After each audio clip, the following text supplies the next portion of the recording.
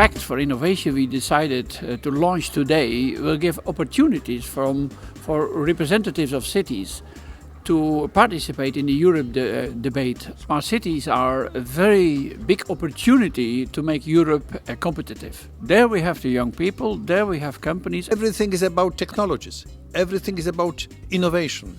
If we've got more innovation in energy sector, we can win in all these pillars of our energy union. We still got all the ingredients to be a world leader in innovation.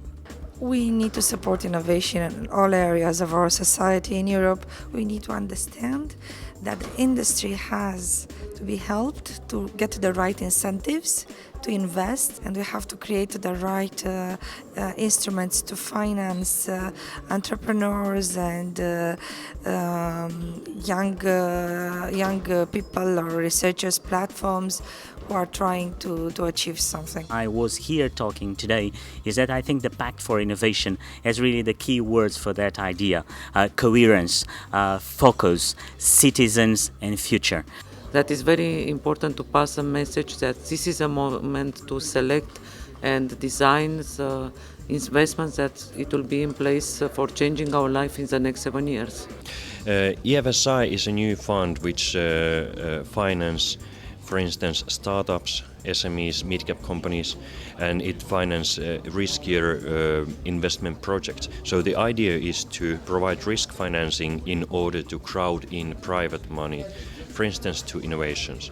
So EFSI is already up and running at the moment, and entrepreneurs and banks and venture capital funds can directly contact EIB, the European Investment Bank.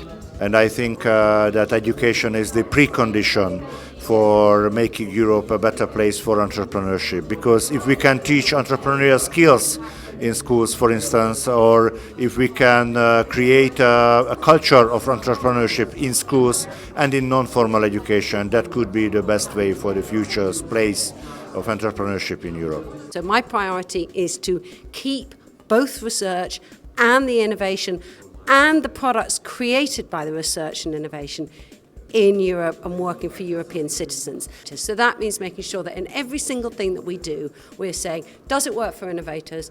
Does it work for small businesses? Is it going to help make the European economy more competitive and more attractive to investors from all around the world to want to come and back our scientists, our researchers, our innovators? That's a big job. Throughout Europe, we need to mobilize the cities. That means that the citizens take a crucial role on that. It's committed young generation, and that makes a difference. And that lets the pact have an impact so that we really get more renewable capital throughout Europe. We invest in startups, in incubators, and when they are becoming successful, they need more capital, they need venture capital. And that is the phase that we get in trouble in Europe, because we have a lack of venture capitalists. We are a unique institute with a unique governance model, because we work through large innovation communities, the so-called KICs, communities of innovations. And we do that in order to really boost entrepreneurial innovation, entrepreneurial education at our universities, that we are investing in pan-European ecosystems where the knowledge triangle, research, innovation and education works closely together. I'm the chairman of the STOA committee. STOA is Scientific Technology Options Assessment. The principle is we look forward for 2050. What can we do for the next generation, for our children? Satellite Earth observation has always been closely connected to the development of IT skills. We will produce from 2018 on, when we have all satellites in orbit, more than 8 petabytes per year. In Earth observation, we have 540 companies at the moment which are in the association of Earth observation remote sensing companies alone. But we are only at the beginning. So what we need from the Commission is support in building European infrastructures.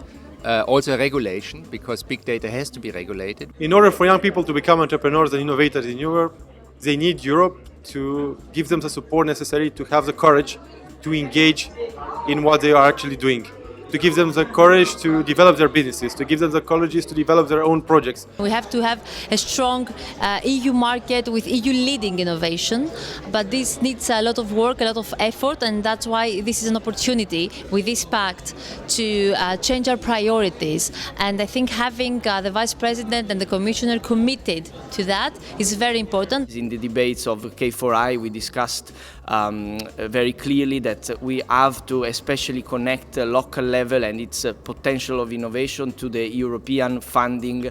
We have to change the way we do things. The pact is a plea for the policymakers to change their way of doing things, for industry to change their way of doing things, or for the public to support in an innovative way. The pact is obviously about the united Europe. The pact is to really focus on implementation, implementation, implementation.